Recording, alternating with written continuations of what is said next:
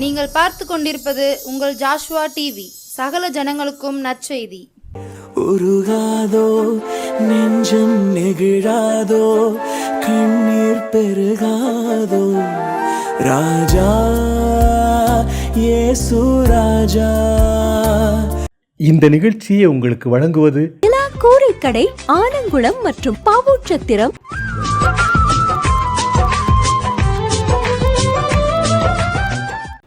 கிறிஸ்துவுக்குள் அன்பானவர்களே, இன்றைய நாளிலே இந்த சிலுவை தியான நிகழ்வின் மூலமாய் உங்களோடு இணைந்திருப்பதிலே கர்த்தருக்கு நான் மகிமை செலுத்துகிறேன்.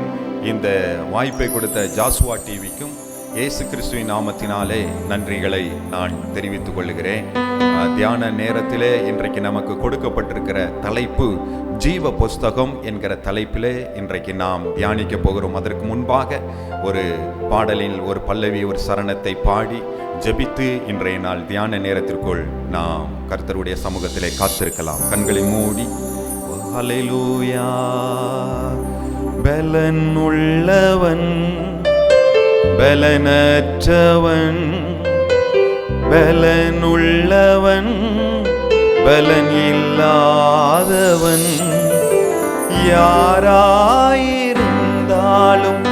உதவிகள் செய்வது லேசான காரியம்.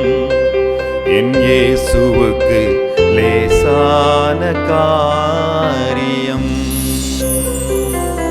எல்லாம் இணைந்து தேவ சமூகத்திலே பாடி அவரை மகிமைப்படுத்துவோமா? ஹல்லேலூயா. லேசான காரியம், எதுவும் லேசான காரியம்.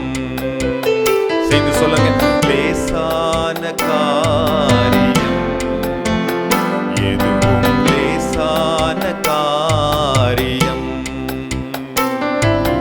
பலனுள்ளவன் பலனற்றவன், பலனுள்ளவன் பலன் இல்லாதவன், யாராயிருந்தாலும் உதவிகள் செய்வது லேசான காரியம்.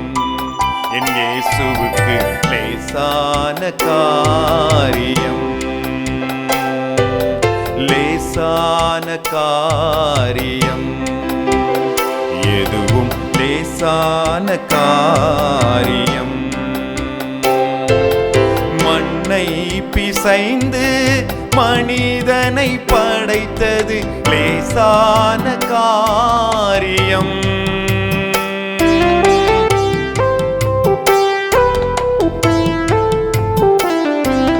மண்ணை பிசைந்து மனிதனை படைத்தது லேசான காரியம். மண்ணான மனிதருக்கு மன்னாவை தருவதும் லேசான காரியம். மண்ணான மனிதனுக்கு மன்னாவை தருவதும் லேசான காரியம். இதுவும் லேசான காரியம், லேசான காரியம், எதுவும் லேசான காரியம். பலனுள்ளவன் பலனற்றவன், பலனுள்ளவன் பலன் இல்லாதவன், யாராயிருந்தாலும் உதவிகள் செய்வது லேசான காரியம். என் இயேசுவுக்கு லேசான காரியம். நன்றி ஆண்டவரே. ஹல்லேலூயா, ஆமென், ஹல்லேலூயா. கர்த்தாவே, உம்மை உயர்த்துகிறோம், துதிக்கிறோம் துதிக்கிறோம் துதிக்கிறோம் துதிக்கிறோம். இந்த நேரத்தில் உம்முடைய கிருபை எங்கள் மத்தியில் இறங்கி வருவதற்காக ஸ்தோத்திரம். இந்த நேரத்தை எங்களுக்கு ஆசீர்வதிங்கப்பா. நீங்க பேசுங்க ஆண்டவரே. ஸ்தோத்திரம் ஸ்தோத்திரம். பேசுகிறவ நீங்கள் அல்ல, பிதாவின் ஆவியானவர் என்ற வார்த்தையை நம்பி நிற்கிறேன். நீங்க பேசுங்க. இந்த சத்தியம் எனக்கும் சபைக்கும் கேட்டுக்கொண்டிருக்கிறவர்களுக்கும் ஆசீர்வாதமானதாய் இருப்பதாக இயேசு கிறிஸ்து மூலம் ஜெபிக்கிறேன். ஜெபங்கேலும் ஜீவனுள்ள நல்ல பிதாவே, பிதாவே, ஆமென். கர்த்தருக்கு மகிமை உண்டாகட்டும். இன்றைய நாள் சிலுவை தியானத்திற்கு ஆதாரமாய் நாம் எடுத்திருக்கிற ஆண்டவருடைய வார்த்தை வெளிப்படுத்தின விசேஷம் 21வது அதிகாரம் 27வது வார்த்தை இப்படி சொல்லப்பட்டிருக்கிறது. தீட்டுள்ளதும் அருவருப்பையும் பொய்யையும் நடப்பிக்கிறதுமாகிய ஒன்றும் அதில் பிரவேசிப்பதில்லை. ஆட்டுக்குட்டியானவரின் ஜீவ புஸ்தகத்தில் எழுதப்பட்டவர்கள் மாத்திரம் அதில் பிரவேசிப்பார்கள்.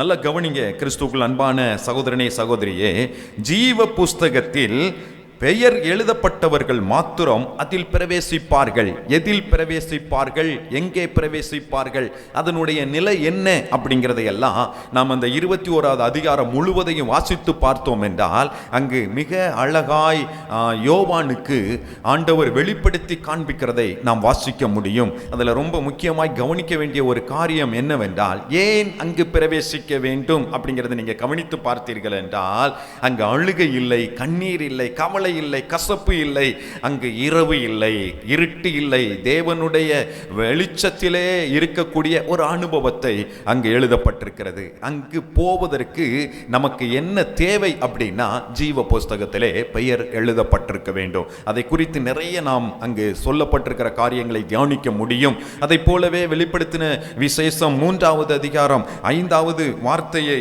நாம் கவனிப்போம் என்றால், ஜெயம் கொள்கிறவன் எவனோ அவனுக்கு வெண்வஸ்திரம் தரிக்கப்படும், ஜீவ புஸ்தகத்தில் இருந்து அவனுடைய நாமத்தை நான் கிறுக்கி போடாமல் என் பிதா முன்பாகவும் அவருடைய தூதர்களுக்கு முன்பாகவும் அவன் நாமத்தை அறிக்கையிடுவேன். இங்கு அறிக்கையிடுகிற காரியம் யார் பெயரை?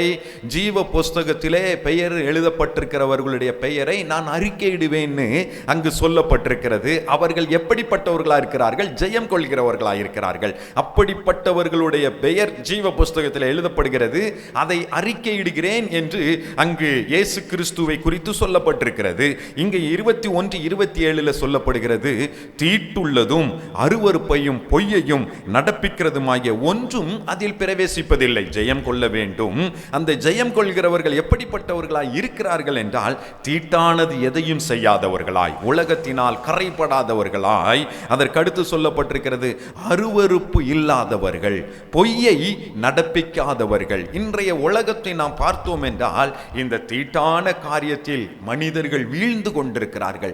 அநேக தீட்டுக்கள். எது தீட்டு என்று இயேசு கிறிஸ்து வேதத்திலே நம்மளுக்கு சொல்லுகிறதை எல்லாம் நம்ம வாசிக்க முடியும். அந்த தீட்டான காரியங்கள் நம்மிடத்திலே இருக்கக்கூடாது. இந்த சிலுவை தியான நேரத்திலே அமர்ந்திருக்கக்கூடிய உங்களிடத்தில், என்னிடத்தில் அந்த தீட்டான காரியங்கள் இருக்கக்கூடாது என்பது ஆண்டவருடைய விருப்பமாய் இருக்கிறது. அது மட்டுமல்ல, உலகத்தில் இன்னைக்கு அநேக அருவருப்புகள், எங்கு பார்த்தாலும் அருவருப்பை நாம பார்க்க முடிகிறது. இந்த அருவருப்புகளுக்கு நாம் தப்பித்துக் கொள்ளும் பொழுது மட்டும்தான் நம்முடைய பெயர் ஜீவ புஸ்தகத்திலே எழுதப்பட முடியும். அதோடு மட்டும் விட்டுவிடவில்லை, பொய்யை நடப்பிக்காதவர்கள். இன்றைக்கு எங்கு பார்த்தாலும் பொய் பொய் பொய். உண்மை உள்ள மனிதனை கண்டுபிடிப்பது அரிதானதாய் மாறி இருக்கிறது. இன்றைக்கு உண்மையான வாழ்வு வாழ்கிறவர்கள் மட்டும்தான் இந்த ஜீவ புஸ்தகத்திலே பெயர் எழுதப்பட்டவர்களாய் இருக்க முடியும் என்கிறதை நாம் இந்த வார்த்தையிலே வாசிக்கிறோம். ஜெயம் கொள்கிறவர்களும் இந்த தீட்டுப்படாதவர்கள், அருவருப்பை செய்யாதவர்கள், பொய்யை நடப்பிக்காதவர்கள் தான். கர்த்தருக்கு மகிமை உண்டாகட்டும். ஆட்டுக்குட்டியானவரின் ஜீவ புஸ்தகத்திலே அவர்களுடைய பெயர் எழுதப்படுகிறது. அவர்கள் மாத்திரமே இந்த நன்மையான காரியங்களுக்குள் பிரவேசிக்கிறவர்களாய் இருக்கிறார்கள். சரி, இன்றைய நாளிலே ஆண்டவர் நமக்கு கிருபையாய் இந்த நேரத்தை கொடுத்திருக்கிறார். இன்றைக்கு நாம் பலனற்றவர்களாய் இருக்கலாம். அதனால தான் ஆரம்பத்தில் அந்த பாடலை பாடினோம். நம்மை படைத்தவர் பலமுள்ள தெய்வம், நம்மை உருவாக்கினவர் பலமுள்ள தெய்வம், நம்மை நடத்தி கொண்டிருக்கிறவர் பலமுள்ள தெய்வம். அவர் எவரையும் பலப்படுத்த போதுமானவராய் இருக்கிறார். கர்த்தருடைய ஆவியானவர் நம்மை பலப்படுத்தி நடத்த போதுமானவராய் இருக்கிறார். இந்த செய்தியை ஒரு அர்ப்பணிப்போடு நாம் தேவ சமூகத்திலே காத்திருந்து கேட்கும் பொழுது அல்லது தியானிக்கும் பொழுது கர்த்தர் நம்மை பலப்படுத்த போதுமானவராய் இருக்கிறார். அப்போஸ்தலனாகிய பவுல் கூட இந்த வார்த்தையை சொல்லுகிறார், அவர் என்னை பலப்படுத்துகிறவர். கர்த்தருக்கு மகிமை உண்டாகட்டும். அப்படி இந்த வார்த்தையில் நாம் வாசித்தோமே, இதை போல இந்த பூமியிலே வாழ்ந்து ஜீவ புஸ்தகத்தில் பெயர் எழுதப்பட்ட நிச்சயம் உள்ள ஒரு மனிதனாய் வாழ்ந்தவர் தான் பழைய ஏற்பாட்டு காலத்திலே நாம் பார்க்கக்கூடிய தேவ மனிதனாகிய மோசே. யாத்திராகம புஸ்தகத்திலே அந்த காரியங்களை எல்லாம் நாம் வாசிக்க முடியும். யாத்திராகம புஸ்தகம் 32வது அதிகாரத்தை நாம் எடுத்து வைத்து கொண்டோம் என்றால், அங்கு 32வது வார்த்தையிலே மோசே தேவனை பார்த்து இப்படி பேசுகிறார். தேவரே, அவர்கள் பாவத்தை மன்னித்தருளுவீரானால் மன்னித்தருளும், இல்லாவிட்டால் நீர் எழுதின உம்முடைய புஸ்தகத்திலிருந்து என் பெயரை கிறுக்கி போடும். எத்தனை ஒரு நம்பிக்கை பாருங்க அந்த வார்த்தையில. ஆண்டவர் என்னை நடத்தி கொண்டிருக்கிறார். தெய்வம் என்னை இந்த ஜனங்களை நடத்தும்படியாய், என்னை பிரித்தெடுத்து இந்த ஜனங்களை நடத்தும்படியாய் என்னை இன்றைக்கு அவர் நடத்தி கொண்டிருக்கிறார் என்கிற அந்த நிச்சயத்தின் மிகப்பெரிய நம்பிக்கை தான் அந்த ஜீவ புஸ்தகத்தில் என்னுடைய பெயர் எழுதப்பட்டிருக்கிறது. அவர் சொல்லக்கூடிய வார்த்தை கவனித்தீர்கள் என்றால், இல்லாவிட்டால் நீர் எழுதின உம்முடைய புஸ்தகத்திலிருந்து என் பெயரை கிறுக்கி போடும். இன்றைக்கு நமக்கு இந்த நம்பிக்கை வேண்டும். இன்றைக்கு நமக்கு இந்த ஜீவ புஸ்தகத்திலே என்னுடைய பெயர் எழுதப்பட்டிருக்கிறது என்கிற அந்த நம்பிக்கை இருக்கும் பொழுது மட்டும்தான் நாம் தெய்வத்திற்காக கிரியை செய்கிறவர்களாய் மாற முடியும், அல்லது தெய்வத்தினால் நடத்தப்படுகிறவர்களாய் இருக்க முடியும். மோசே சொல்லக்கூடிய வார்த்தை, நீர் எழுதின உம்முடைய புஸ்தகத்திலிருந்து என் பெயரை கிறுக்கி போடும். ஏன் இந்த வார்த்தையை அவர் சொல்கிறார் என்றால், மோசையை போல ரொம்ப தெய்வத்தோடு நெருங்கிய உறவுள்ள ஒரு மனிதன் வாழ்ந்திருப்பதற்கு வாய்ப்பு கம்மி. அவரை குறித்து வேதத்தில் நிறைய நாம் வாசிக்க முடியும். அவரிடத்தில் இருந்த காரியங்கள் என்ன அப்படின்னு பார்த்தீங்கன்னா, இந்த ஜீவ புஸ்தகத்திலே அவருடைய பெயர் எழுதுவதற்கு மோசையினிடத்தில் தேவன் என்ன காரியத்தை பார்த்தார், தெய்வம் மோசையினிடத்தில் அப்படி என்ன காரியத்தை பார்த்து அவருடைய பெயரை எழுதினார் அப்படிங்கிறத நம்ம கவனித்து பார்த்தால், யாத்திராகமம் 32:31 நாம் வாசித்தோம் என்றால், மோசே கர்த்தரிடத்திற்கு திரும்பி போய், ஐயோ, இந்த ஜனங்கள் பொன்னினால் தங்களுக்கு தெய்வங்களை உண்டாக்கி மகா பெரிய பாவம் செய்திருக்கிறார்கள். அன்றைய ஜனங்கள், இஸ்ரவேல் ஜனங்கள் எகிப்தில் இருந்து கானானுக்கு நடத்தி விடப்பட்டு கொண்டிருக்கிறார்கள். அப்போ அங்க ஒரு காரியம் நடக்கிறது. அந்த காரியம் தெய்வத்தினுடைய பார்வையிலே மிகப்பெரிய பாவமாய் பார்க்கப்படுகிறது. இதை குறித்து மோசே அங்கு தெய்வத்தினிடத்தில் போய் பேசுகிறார். இந்த ஜனங்கள் பொன்னினால் தங்களுக்கு ஒரு தெய்வத்தை, ஒரு விக்கிரகத்தை, கர்த்தருக்கு பிடிக்காத ஒரு காரியத்தை செய்து விட்டார்கள். இதனால் அவங்க பெரிய பாவம் செஞ்சிட்டாங்கன்னு சொல்லிட்டு தான் சொல்றாரு, தேவரீர் அவர்கள் பாவத்தை மன்னித்தருளணும். ஏன் சொல்றார் அப்படின்னா, அவர்களை அவர் நடத்தி வருகிறார். ஜனங்கள் மேல உள்ள ஒரு அன்பு, அவரோடு நடந்து கொண்டிருக்கிறவர்களோடு உள்ள ஒரு அன்பு, அந்த ஜனங்களுக்காக எப்படி ஆகிலும் ஆண்டவரிடத்திலே பேசி அந்த ஜனங்களை காக்க வேண்டும் என்கிற அந்த உணர்வு, இதைத்தான் சகோதர அன்பு என்று நாம சொல்ல முடிகிறது. அந்த அன்பு அவரிடத்தில் இருந்தது. இந்த சகோதர சிநேகம் என்பது அவரை அவ்வளவா ஏவுகிறது. அதனால ஆண்டவர்கிட்ட போய் சொல்றாரு, அவங்க பாவத்தை எல்லாம் மன்னிங்க ஆண்டவரே. அவங்க பாவத்தை நீங்க மன்னிக்கல அப்படின்னா என் பேரையும் அந்த ஜீவ புஸ்தகத்துல இருந்து கிறுக்கி போட்டுருங்க. அந்த புஸ்தகத்துல நீர் எழுதின உம்முடைய புஸ்தகத்தில் இருந்து என் பேரையும் கிறுக்கி போட்டுருங்க. வந்தா நான் அவங்களோட சேர்ந்து தான் வருவேன், இல்லை என்றால் நானும் வரல. எந்த அளவிற்கு ஆண்டவரிடத்தில் அந்த ஜனங்களுக்காக நிற்கிறார். கவனிச்சு பார்த்தீங்களா? கிறிஸ்துக்குள் அன்பான தேவ ஜனமே, ஆண்டவருடைய ஆட்டுக்குட்டியானோருடைய ஜீவ புஸ்தகத்தில் பெயர் எழுத வேண்டும் என்றால் சுற்றிலும் இருக்கிறவர்கள் செய்யக்கூடிய பாவத்தின் நிமித்தமாய் அவர்களை குற்றப்படுத்துகிறவர்களாய் இருக்கிறவர்களுடைய பெயர் எழுதப்பட முடியாது. அன்றைக்கு மோசே அவர்கள் செய்த பாவத்தை தெய்வத்தின் இடத்துல போய் குற்றப்படுத்தி அவர்களுக்கு நீங்க தண்டனை கொடுங்க அப்படி சொல்லல, அவர்களை குறித்து குறை சொல்லல, அவர்கள் இப்படிப்பட்ட நபர்கள் அப்படிப்பட்ட நபர்கள் பேசல. அவர் என்ன சொல்றார் கவனிச்சு பார்த்தீங்கன்னா, நீங்க அவங்களை மன்னிக்கணும், நீங்க அவங்களை மன்னிக்கணும். இன்றைய இந்த லெந்து நாட்களில், இந்த சிலுவை தியான நாட்களில் நம்மை சுற்றி சூழ இருக்கக்கூடிய ஜனங்களுக்காக நம்முடைய இருதயம் பரிதவிக்கிறதா இருக்கணும். எத்தனையோ விக்கிரகத்துக்குள்ளே ஜனங்கள் இன்னைக்கும் கிடந்து கொண்டிருக்கிறார்கள், எத்தனையோ பாவத்தில் இருக்கிறாங்க, எத்தனையோ அடிமைத்தனத்தில் இருக்கிறாங்க. இந்த ஜனங்கள் திருந்தவே மாட்டாங்க. அப்படி சொல்றதை விட்டுட்டு, கர்த்தாவே இந்த ஜனங்களின் மேல நீங்க ஒரு விசை மனமிறங்குங்கப்பா என்று மோசையை போல நீங்களும் நானும் திறப்பில் நிற்போம் என்றால் கர்த்தருக்கு மகிமை, ஒரு மிகப்பெரிய நன்மை நம்ம வாழ்க்கையிலே கட்டாய கர்த்தர் செய்வார். அதுதான் ஜீவ புஸ்தகத்திலே பெயர் எழுதுவதற்கு முதல் நிலை. இரண்டாவது, அதே யாத்திராகமம் 32வது அதிகாரம் 12வது வார்த்தையை நீங்க கவனித்தீர்கள் என்றால், அங்கு தேவனுடைய நாமம் தூசிக்கப்பட்டு விடக்கூடாது அப்படிங்கிறதுல ரொம்ப கவனமாய் இருக்கக்கூடிய ஒரு மனிதனாய் மோசே இருக்கிறார். 12வது வார்த்தையை வாசிக்கிறேன். மலைகளில் அவர்களை கொன்று போடவும் பூமியின் மேல் இராதபடிக்கு அவர்களை நிர்மூலமாக்கவும் அவர்களுக்கு தீங்கு செய்யும் பொருட்டே அவர்களை புறப்பட பண்ணினார் என்று எகிப்தியர் சொல்வானேன். எகிப்தியர் தேசத்தில் உள்ள ஜனங்கள் உங்களை ஆண்டவரை குறைச்சி பேசிடக்கூடாத. எவ்வளவு தெய்வத்தினுடைய நாமம் தூசிக்கப்பட்டு விடக்கூடாது என்பதில் எவ்வளோ கவனமாக இருக்கிற மனிதன் பார்த்தீங்களா?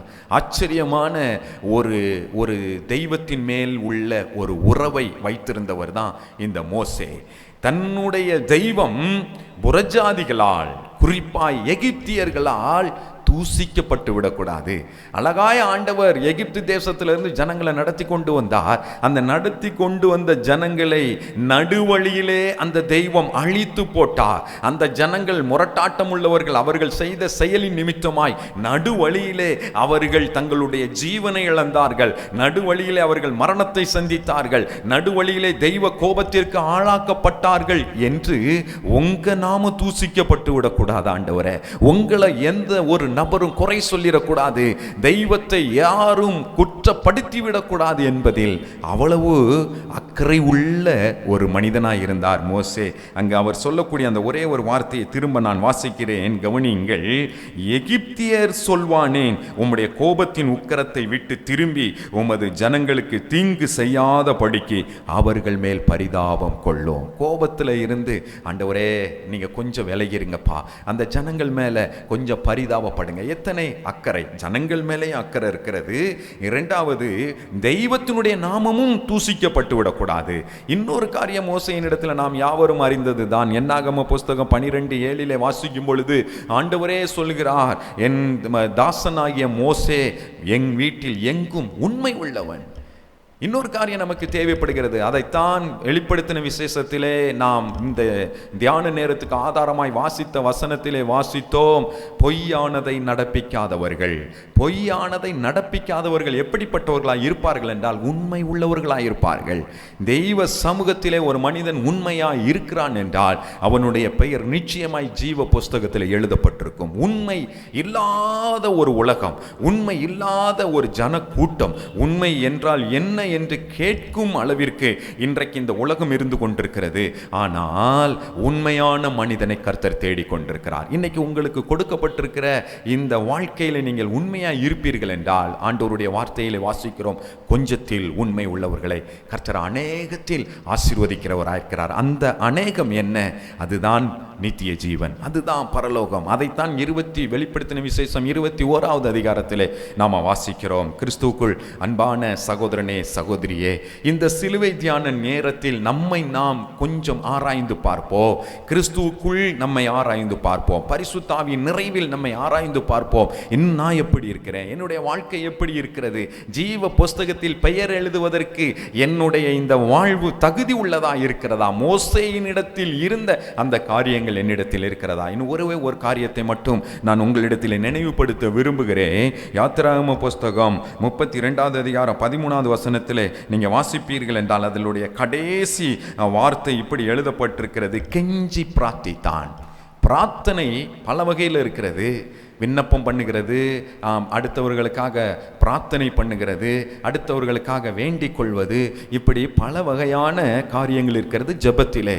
ஆனால் இந்த கெஞ்சி பிரார்த்தித்தல் இருக்கு பார்த்தீங்களா, இது ரொம்ப ஆழமான ஒரு ஜெப நிலை. அவர்கள் எப்படிப்பட்டவர்களாய் இருப்பார்கள் என்றால், தனக்கானது அனைத்தையும் விட்டு கொடுக்கிறவர்களாய், தனக்கானது அனைத்தையும் இழக்கிறவர்களாய், ஒரு காரியத்தை கர்த்தருக்கு கர்த்தரிடத்துல கட்டாயம் பெற்று கொண்டே ஆக வேண்டும் பிறருக்காக.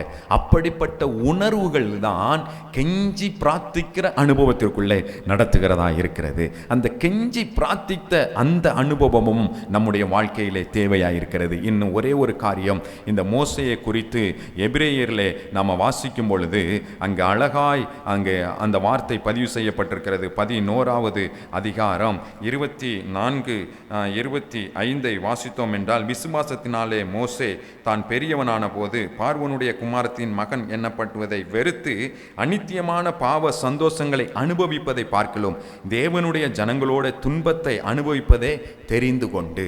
இங்கு மோசே பார்வோனுடைய வீட்டில் இருந்தா அவர் ஒரு பெரிய ராஜகுமாரனாய் வாழ்ந்திருக்க முடியும். ஆனால் அதெல்லாம் எனக்கு வேண்டாம், இந்த உலகத்தின் மேன்மை வேண்டாம், இந்த உலகத்தின் ஆசீர்வாதமான வாழ்க்கை எனக்கு வேண்டாம், இது எல்லாம் மாயை, இது எல்லாம் பொய்யானது அப்படின்னு விட்டுட்டு அநித்தியமான பாவ சந்தோஷங்கள் எனக்கு வேண்டவே வேண்டாம் என்கிற அந்த முடிவை எடுத்தவர் என்னத்தை செய்கிறார்னு பார்த்தீங்கன்னா, தேவனுடைய ஜனங்களோட துன்பத்தை அனுபவிப்பதை தெரிந்து கொண்டு. இதை குறித்து சொல்லணும்னா ரொம்ப சொல்லிக்கிட்டே போகலாம். கர்த்தருக்கு மகிமை உண்டாகட்டும். இந்த மோசையின் இடத்தில் இருந்த இந்த சுபாவம், இந்த உலகத்தில் இருக்கிற இந்த அநித்திய பாவ சந்தோஷங்களை விட்டுட்டு தேவ சமூகத்தில் இன்னைக்கு அர்ப்பணிப்போம். கண்களை மூடலாம். நாம் தேவ சமூகத்தில் என்னை பலப்படுத்துங்க ஆண்டவரே, எனக்கு பலன் இல்லப்பா, எனக்கு பலன் இல்லை ஆண்டவரிடத்தில். அப்படியே இந்த மோசையை போல வாழ்வதற்கு எனக்கு பலன் இல்லை. உங்களை என்னை உருவாக்கினவர் நம் அருகில் நின்று கொண்டிருக்கிறார். உங்களை என்னையும் நடத்துகிறவர் நம் அருகில் நின்று கொண்டிருக்கிறார். உங்களை என்னையும் ஜீவ புஸ்தகத்திலே பெயர் எழுதப்பட்ட நபர்களாய் மாற்றப்பட வேண்டும் என்பதுதான் தேவனுடைய திட்டமாய் இருக்கிறது. ஒரு விசை எனக்கு பலன் இல்லை ஆண்டவரே, இப்படி வாழ்வதற்கு எனக்கு பலன் இல்லை, இந்த பாவ சந்தோஷங்களை விட்டு விடுவதற்கு எனக்கு பலன் இல்லை, உண்மையாய் வாழ்வதற்கு எனக்கு பலன் இல்லப்பா, கெஞ்சி பிரார்த்திக்கிற அனுபவத்தில் நான் பலன் இல்லாதவனாய் இருக்கிறேன், எனக்கு பலனை தாருங்கள், எனக்கு பலனை தாருங்கள். எத்தனை பேர் கேட்க முடியும்? ஆமென். ஒரு அர்ப்பணிப்போட ஹல்லேலூயா ஹல்லேலூயா ஹல்லேலூயா. உமக்கு லேசான காரியம் ஆண்டவரே. இந்த தியான நேரத்தில் ஆண்டவரே, இந்த செய்தியை கேட்டுக்கொண்டிருக்கக்கூடிய எங்கள் எல்லாரையும் நீர் பலப்படுத்தும். உம்முடைய வார்த்தையிலே நீர் எங்களுக்கு உத்தரவாதம் பண்ணியிருக்கிறீர். பலத்தினாலும் அல்ல, பராக்கிரமத்தினாலும் அல்ல, உம்முடைய ஆவியினாலே ஆகும். உம்முடைய ஆவியினாலே எங்களை நிரப்பும், பலப்படுத்தும், ஜீவ புஸ்தகத்தில் பெயர் எழுதப்பட்ட நபர்களாய் மாற்றும். இயேசு கிறிஸ்து மூலம் ஜெபிக்கிறோம். ஜெபம் கேளு ஜீவன் உள்ள நல்ல பிதாவே. ஆமென், ஆமென், ஆமென்.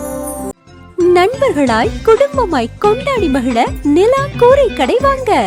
நமது நிலா கூரை கடை ஆலங்குளம் மற்றும் பாவூர்சத்திரத்தில் உள்ளது. மதியம் மற்றும் இரவு உணவுக்கு சிறந்த இடம்.